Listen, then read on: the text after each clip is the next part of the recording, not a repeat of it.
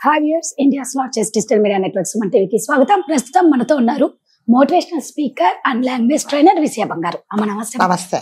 భార్యాభర్తల బంధం స్ట్రాంగ్ గా ఉండాలి అంటే వాళ్ళిద్దరు రొమాంటిక్ గా ఉంటే వాళ్ళ రిలేషన్షిప్ స్ట్రాంగ్ గా ఉంటదని అనిపిస్తుంది. మళ్ళా దీన్ని ఇంకో యాంగిల్లో దయచేసి చూడకండి. రొమాన్స్ అనేది నిజంగా బూతు. ఎప్పుడు బూతు అంటే పిల్లల ముందర విచ్చలవిడిగా చేసిన, పబ్లిక్ లో విచ్చలవిడిగా చేసిన, మీరు రీల్స్ కోసం విచ్చలవిడిగా చేసిన, ఇది గబ్బు, నీచం. దీన్ని మేము ఎంకరేజ్ చేయట్లే. పర్సనల్ గా అయినా మీరిద్దరు భార్యాభర్తలు అనేది ఏకాంతం. సో రొమాన్స్ అనేది ఎంత వరకు ఉంటే వీళ్ళ రిలేషన్షిప్ స్ట్రాంగ్ గా ఉంటుంది. ఆ రొమాంటిక్ గా వాళ్ళు ఎలా ఉండాలి. ఒకప్పుడు బాగా రొమాంటిక్ గా ఉన్నారు, మల్లెపూలు తెచ్చేవాళ్ళు భార్యకి, అందుకు ఉండేవాళ్ళు, ఎదురు చూసేవాళ్ళు తలుపు దగ్గర ఎప్పుడు వస్తారు అని చెప్పి. కిచెన్ లో భార్య వండుతూ ఉంటే భర్త చేసే చిన్న రొమాంటిక్ పని ఎంత ఆనందం. చూసే వాళ్ళకు కూడా అమ్మ ఎంత అబ్బాయి, అది మనసుకు దగ్గరగా ఉండే చేసే పనులండి. మీరు అన్నట్టుగా ఇది బూతు కాదు. అంటే మనసు అంటే మన ఇద్దరం భార్యాభర్తలము. అంటే నా మనసుకు నువ్వు చాలా దగ్గరగా ఉన్నావు, అట్లాగే నీ మనసుకు నేను దగ్గరగా ఉన్నావని చేసే చిన్న చిన్న ఇది అన్నమాట. అంటే ప్రేమలు చూపించుకోవడం. అంటే ఇదేదో బెడ్రూమ్స్ లో జరిగేది తీసుకొచ్చి పబ్లిక్ గా చూపించడం కాదు రొమాన్స్ అంటే. అంటే ఇది వరకు మీరు అన్నట్టుగా ఈ భార్యాభర్తల మందం ఎందుకు పటిష్టంగా ఉండేది, గట్టిగా ఉండేది, ఎవరు చెప్పిన మాటలు వినకుండా వీళ్ళిద్దరు ఎందుకు ఉండేవాళ్ళ, ఒకరి మీద ఒకరికి నమ్మకం, ఒకరి మీద ఒకరికి. ఎప్పుడైతే చూడండి, ఏ భార్య భర్త అయినా కలిసి చాలా కాలం కాపురం చేసి చాలా కాలం ఉండాలి అంటే ఒకరి మీద ఒకరికి నమ్మకం అనేది చాలా ఇంపార్టెంట్. అది లేకపోతే మాత్రం నలుగురు చెప్పిన మాటలు విని నలుగురు చెప్పినట్టుగా మీరు చేస్తే తప్పు, సంసారాలు అనేది పాడైపోతాయి.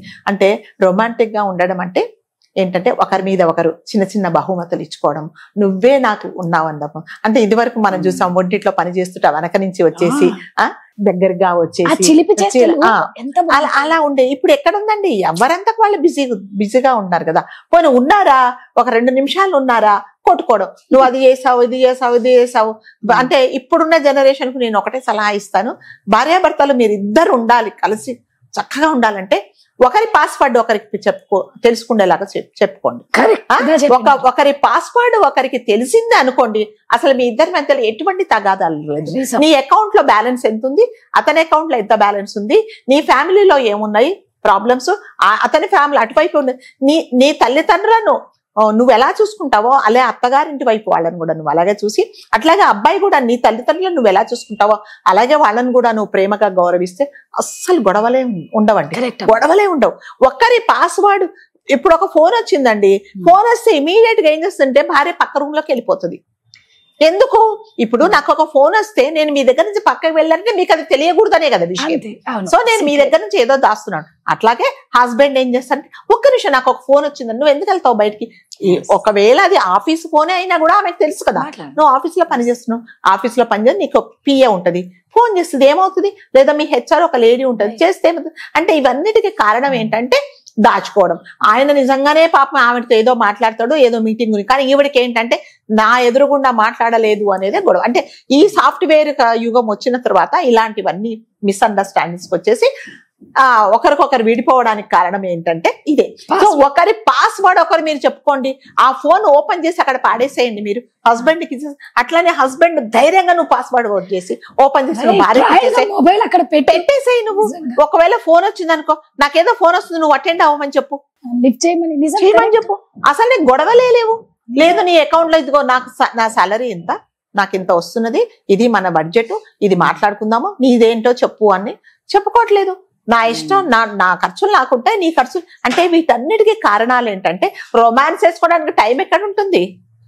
రొమాన్స్ కి టైం ఎక్కడ ఉందండి? పొద్దున ఆయన షిఫ్ట్కి వెళ్ళిపోతాడు, ఈమె రాత్రి షిఫ్ట్కి వెళ్ళిపోతుంది, పొద్దున మళ్ళీ ఈమె రాత్రి నుంచి పొద్దున ఈయన అలసిపోయి ఈయన పడుకుంటాడు, మాట్లాడితే గరిటెల్లో అదేంటి కంచాలు విసురుకుంటున్నారు. కాబట్టి ఒకరికొకరు కూర్చొని ప్రేమగా మాట్లాడేది లేదు.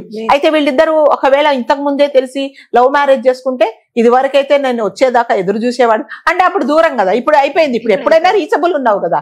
అందుకని ఎవరి మధ్యలో ప్రేమల ఆప్యాయతలు ఉండాలి అంటే నేను మళ్ళీ చెప్తా, ఒకరి ఫోన్ ఒకరికి ఇచ్చేసుకోండి, ఒకరి పాస్వర్డ్ ఒకరికి చెప్పేసుకోండి. అస్సలు గొడవలే లేవు. మీరు ఒకసారి అలా చేసి చూడండి, అసలు గొడవలే లేవు. నాకు అసలు నాకు ఏం లేవు. ఇప్పుడు నీకు తెలియని రహస్యాలు ఏముంటాయి? నా కాల్ లిస్ట్ అంతా నీకు తెలుసు, నా కాంటాక్ట్స్ లో ఎవరి నెంబర్ ఉన్నారో నీకు తెలుసు, నీ కాంటాక్ట్స్ లో ఎవరు ఉన్నారో నాకు తెలుసు. అయిపోయింది, గొడవలు ఏముంది? ఇప్పుడు ఎవరో ఒక హేమ అనే అమ్మాయి ఫోన్ చేసింది, నువ్వు మాట్లాడు. హేమ అంటే అసలు ఈమెకు డౌట్ వచ్చేలాగా నువ్వు ఎందుకు బిహేవ్ చేస్తున్నావు అంటే నువ్వు దాచిపెడుతున్నావు. అంటే ఇక రొమాన్స్ ఎక్కడుందండి? ఇది వరకు అంటే ఆ భర్త వచ్చేదాకా తలుపు దగ్గర ఎదురు చూసి చక్కగా తయారైపోయి మల్లెపూలు ఆంబెట్టుకొని, లేకపోతే వచ్చేటప్పుడు తీసుకురాని, వచ్చిన తర్వాత పిల్లలు పడుకున్న తర్వాత కాసేపు సరదాగా ఉండి, ఒకవేళ వీలైతే ఇద్దరు కలిసి బయటికి వెళ్ళి అత్తగారు మామగారు ఉంటే అమ్మ మీరిద్దరు సరదాగా బయటికి వెళ్ళండి, నేను పిల్లల్ని చూసుకుంటాను అని. అసలు అత్తగారు మామగారు అచూకే లేదు, ఇంకెక్కడి నుంచి వస్తుందండి రొమాన్స్ లేదు, ఏం లేదు, కొట్టుకోవడమే అంతే. వైలెన్స్ అంతా అక్కడే ఉంటుంది. ఇంకా రొమాన్స్ అనేది అసలు లేనే లేదు. ఆ రొమాన్స్ చేసేటప్పుడు కూడా అప్పుడు కొట్లాడుకుంటారు. నువ్వు నిజంగా నాతో కరెక్ట్ గా ఉన్నావా, లేకపోతే నీకు ఎవరైనా గుర్తొచ్చి నాతో ఇలా ఉంటున్నావా అని కూడా చెప్తున్నారు. ఇంకా మీకు ఎక్కడుండండి భార్యాభర్త కలిసి ఉండేది లేదు. ఉన్నారా?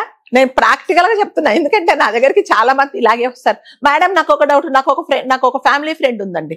ఆ అమ్మాయి అతను ఏదో మంచిగా జాబ్ చేస్తాడు, ఆ అమ్మాయి కూడా ఏదో బిజినెస్ ఇస్తుంది. వీళ్ళిద్దరి మధ్యలో ఏంటంటే అసలు అబ్బాయి చాలా సిన్సియర్. ఈమెకి ఏంటంటే డౌట్, మేడం నాకు ఎక్కడో డౌట్, ఇతను నిజంగా ఇతనికి ఏమైనా గర్ల్ ఫ్రెండ్ ఉందో ఎలా తెలుసుకోవాలంటారు. అదే నువ్వు లేని ఆయనకి అంటగడుతున్నావు కదా. అలా అతను చెప్తాడు, మేడం నాకు అలాంటిదంతా ఏమీ లేదు మేడం, నేను ఈ అమ్మాయిని ఇష్టపడి పెళ్లి చేసుకున్నాను, అయినా నాకు డౌట్ మేడం, నాకు డౌట్ అంటది. అంటే కావాలని కాపరాల్లో మీరే విషయం చించుకుంది, అదేంటి పారేసుకుంటున్నట్టు కదా. అతడు నాకు ఎవరు లేరు మొర్రో అని అంటే, ఈ రోజు ఏంటి చాలా సంతోషంగా ఉన్నావు, నీ గర్ల్ ఫ్రెండ్ గుర్తొచ్చిందా అంటదట. నేను ఏంటి మేడం రొమాన్స్ చేస్తానంటాడు అతను. అంటే సిన్సియర్ గా ఉండే వాళ్ళనేమో ఈ ఆడవాళ్ళు ఇలా కాల్చుకు తింటున్నారు. ఒకవేళ అమ్మాయిలు సిన్సియర్ గా ఉంటే మా అబ్బాయిలు నీకు ఎవడో గుర్తొచ్చాడా, ఇంతకు ముందు బాయ్ ఫ్రెండ్ గుర్తొచ్చాడా, అందుకే సంతోషంగా నేనున్నప్పుడు లేదే, అందుకే నీ మొహం ఈ రోజు గ్లోగా ఉంది కరెక్ట్ అన్నారు. సో మీరు అన్నట్టుగా రొమాన్స్ అనేది ఏంటంటే ఇద్దరు పరమ పవిత్రంగా ఉండి, ఇద్దరు నీ కోసం నేను, నా కోసం నువ్వే, మన ఇద్దరి మధ్యలో ఎటువంటి దాపరికాలు లేవు, నీ గురించి నా గురించి 10 మంది మనం మాట్లాడుకున్నా కూడా మనం వినొద్దు అనేది మీ ఇద్దరి మీద ఒకరి మీద ఒకరికి నమ్మకం ఉండి, దాపరికాలు లేనప్పుడు మాత్రమే మీరు అంటే ఎవరైనా ఏ భార్య అంటే వయసు వచ్చిన 60 సంవత్సరాల వాళ్ళు కానీ, నిన్న మొన్న పెళ్ళైన వాళ్ళు కానీ, 90 సంవత్సరాలు వచ్చిన వాళ్ళు కానీ సుఖంగా ఎందుకుంటారంటే దాపరికాలు లేనప్పుడు మాత్రమే. మొన్న 102 సంవత్సరాలు బామకి 102 తాతయ్యకి 102 ఎంత చక్కగా వాళ్ళు మళ్ళా పెళ్లి చేసుకున్నారు. అది ఎక్కడుందండి ఇప్పుడు? 102 సంవత్సరాలు అంటే ఇవాళ రాత్రి పెళ్లి అవుతుంది, రేపు పొద్దున్నే మేము విడిపోతున్నాం అంటే ఎందుకు విడిపోతారో తెలియదు. ఇదివరకు నేను అసలు నువ్వు లేకపోతే నేను లేకపోతే నువ్వు లేను అని ఉండేవాళ్ళు అసలు నీ నీడ చూస్తేనే చంపేస్తానంటున్నారు. ఎందుకంటే ఒకరి మీద ఒకరికి లేనిపోని మాటలు, లేనిపోని అబద్ధాలు, అంటే లేనిపోని ఊహించుకోవడము, ఇవన్నీ ఉన్నప్పుడు మీకు నమ్మకం ఎక్కడ ఉంటుందండి? అన్నట్టు ఏంటంటే అంటే పాస్వర్డ్ అనేది పెట్టేసి ఒక సినిమా వచ్చింది చూసారా? అవును.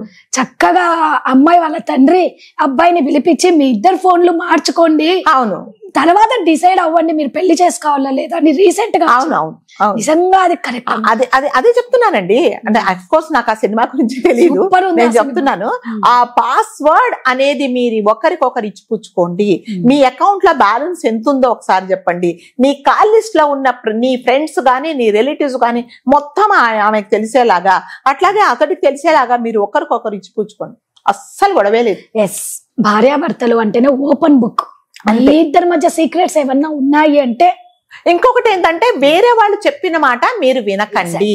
నా భర్త ఏంటో నాకు తెలుసు, నా భార్య ఏంటో నాకు తెలుసు అని నువ్వు ఎప్పుడు అంటావంటే ఆమె మీద నీ మీద ఆమెకు నమ్మకం ఉన్నప్పుడు మాత్రమే నువ్వు అలా మాట్లాడతావు. అలా ఉండాలి అంటే ఏంటి, మీ ఇద్దరు ఒకరినొకరు అండర్స్టాండ్ చేసుకోవాలి. చిన్న చిన్న మాటకు పోలీస్ స్టేషన్లు, పాపం పోలీసు వాళ్ళు ప్రజల రక్షణ చూడట్లేదు, ఇట్లాంటివే మర్డర్లు, అదేంటి కేసులు ఫైనలైజ్ చేయడము, వాళ్ళు దొంగతనాలు తర్వాత వీటికి చూడట్లేదు. ఇప్పుడు ఇంకొకటి ఏంటంటే ఏ భర్త గాని భయంతో వణికిపోతున్నారు. దీని మైండ్ లో ఏం ఆలోచనలు వస్తున్నాయో, ఎందులో ఏం కలిపి పెడుతుందో అనేది పాపం భర్తలందరూ భయంతో బతుకుతున్నారు అనమాట. అవన్నీ ఎందుకంటే మీ మనసులో అంటే ఒకసారి పెళ్లి అయిపోయిన తర్వాత భర్తతోనే ఉండాలి అని అంటే ఏంటి, మీ ఇద్దరి మధ్యలో సఖ్యత ఉంటేనే. లేదన్నప్పుడు చక్కగా విడిపోండి. నీ దారి నారి, నా దారి నాదని, నీ ఇష్టం వచ్చినట్టు చేసుకో.